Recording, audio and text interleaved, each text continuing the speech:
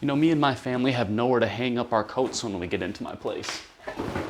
That's why I got this coat rack right here. I'm sure it's gonna be really easy to install, so let me show you how to do it. Woo!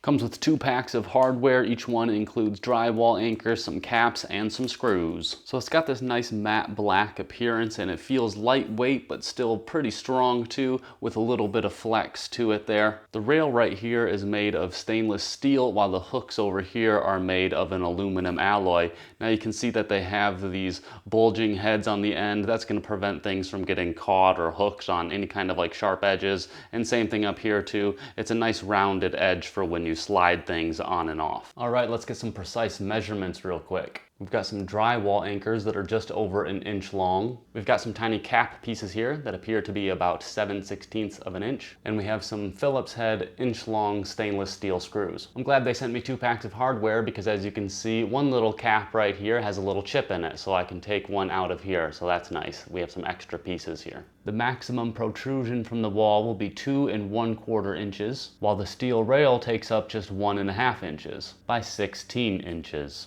The distance between the 2 balls on a pair of hooks right here is about 2 inches. And the distance between the 2 sets of balls on the hooks right here is about 1.5 inches. And it looks like it has a total height of about 5 inches. The maximum width of these top hooks appears to be about 3/4 of an inch. And the width of the head of the balls appears to be about 3/8 of an inch. So I'm actually going to install this at a height that my daughter can reach, but I need to collect my tools first. I'm gonna need a pencil, so I got my screwdriver, gonna need this power drill, and I'm also gonna use a laser level to make sure it's really accurate. Now the first thing I need to do is pick out exactly which spot that I wanna put it in, and I know I basically want to have it in this location right here, so what I'm going to do is place a mark in just one of the holes. I have my mark, now I'm gonna drill the hole.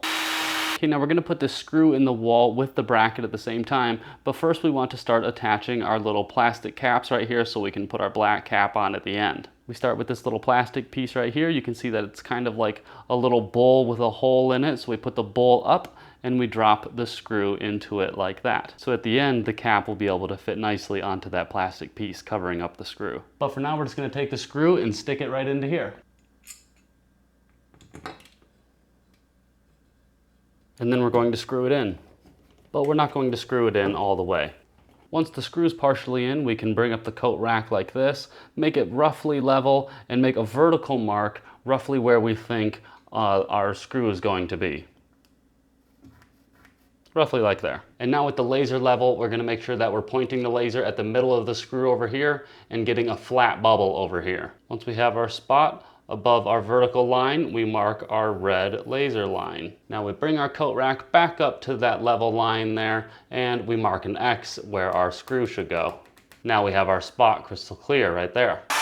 Now we do the same thing with this screw that we did with the other one. Drop the screw into this little bowl cap that has a hole in the middle.